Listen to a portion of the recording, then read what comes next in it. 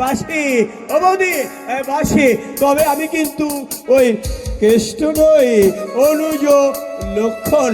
দাদা দাদা হচ্ছে আমার রামচন্দ্র, আর তুমি হচ্ছে গিয়ে ওই সীতা। যদিও তোমার বেশভূষাটা সীতার মতো নয়। আচ্ছা ঠিক আছে বৌদি, আমি চালিয়ে নেব। তুই এখন যা দেখি বাবু, বৌমাকে একটু বিশ্রাম নিতে দে। কেন মা? আরে আলতু ফালতু কিছু বলে ফেললাম নাকি? মোটে আলতু ফালতু নয় মা, এ আমার দিলের বাত, এ আমার প্রাণের কথা। বৌদি অনুজ লক্ষণের ওপর পুতুল খেলা হচ্ছে মেলা কালী ঘাটে যেন পুতুল খেলা হচ্ছে মেলা কালী ঘাটে সোনা তোনা আয়াছে তো সোনা তোনা আয়াছে তো মহা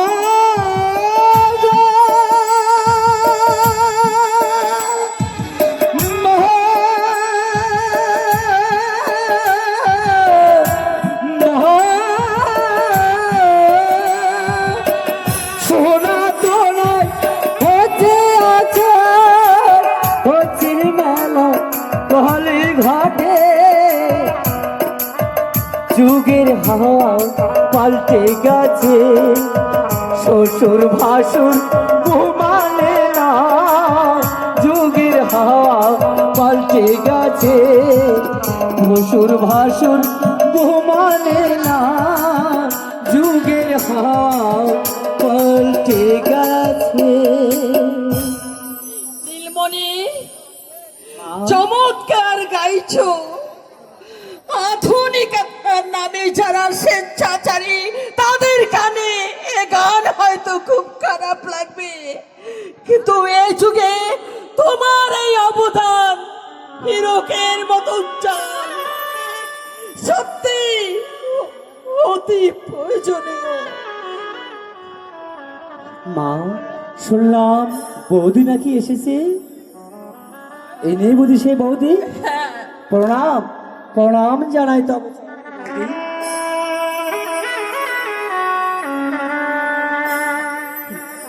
বৌদি, আমি নীলমণি, মানে সবে ধর। পৃথিবীতে আমার আপন বলতে কেউ নেই, তাই বেড়াই আর গান গাই। আজ এখানে খেয়েছো নীলমণি? এসো বৌমা, আমি তোমার স্নানের জল তুলে দিচ্ছি।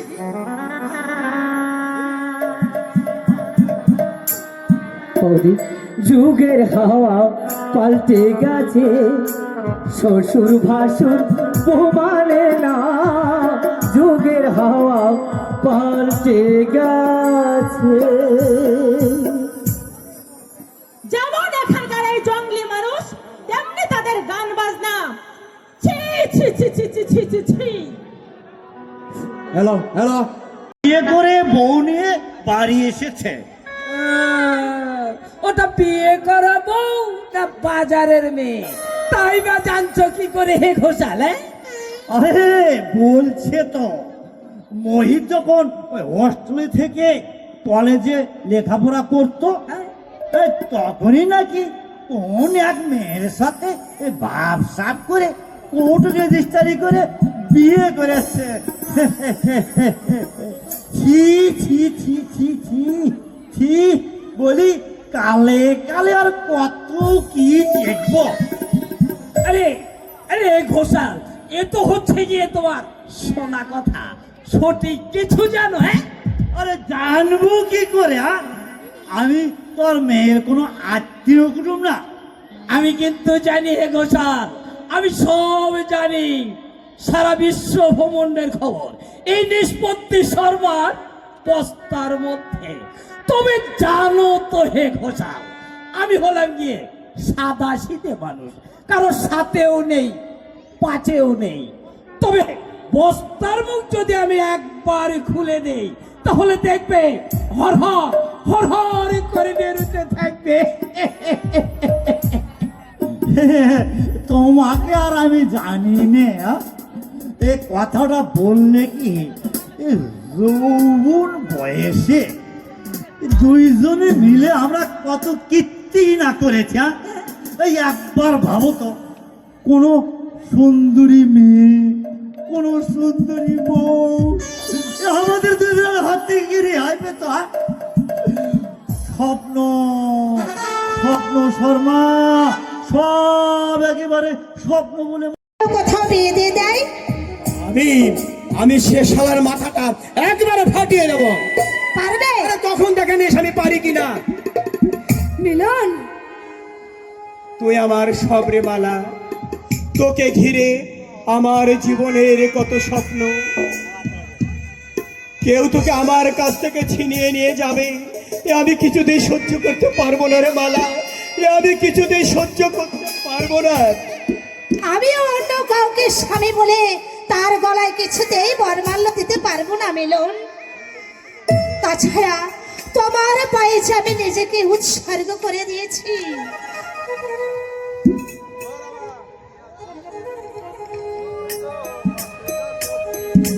কি ব্যাপার, তুই যে আমাকে প্রণাম করলি? স্বামীকে প্রণাম করলাম।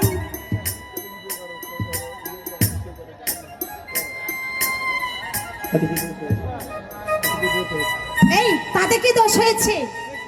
মালা, বল। সত্যি সত্যি তুই আমার মালা, মালা হয়ে তুই চিরদিন আমার গলায় দুলবি। আর তুমি মিলন, সারা জীবন আমাদের মিলনে যেন অক্ষুণ্ণ থাকে মিলন। হ্যাঁ হারে মালা, বলো। তাই থাকবে। আচ্ছা এই মালা, দেখি আমার হলে তুই যখন আমার বউ হবি তখন দেখতে তোকে কেমন সুন্দর লাগে। হ্যাঁ হ্যাঁ দেখতে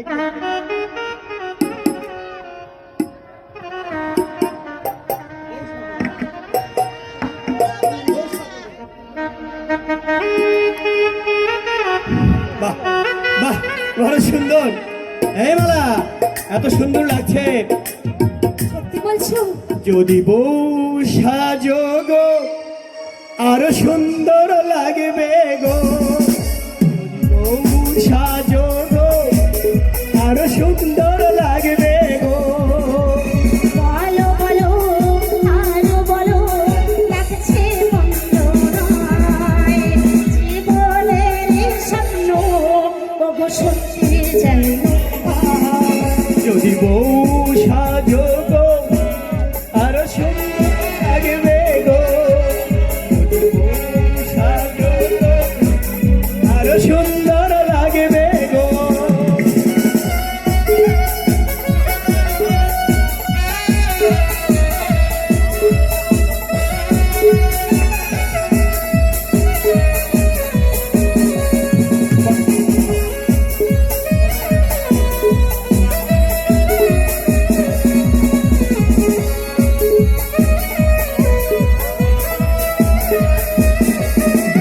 কতদিন আমায় ভালোবাসবে, মনে রাখবে। ওগো যতদিন চন্দ্র সূর্য থাকবে,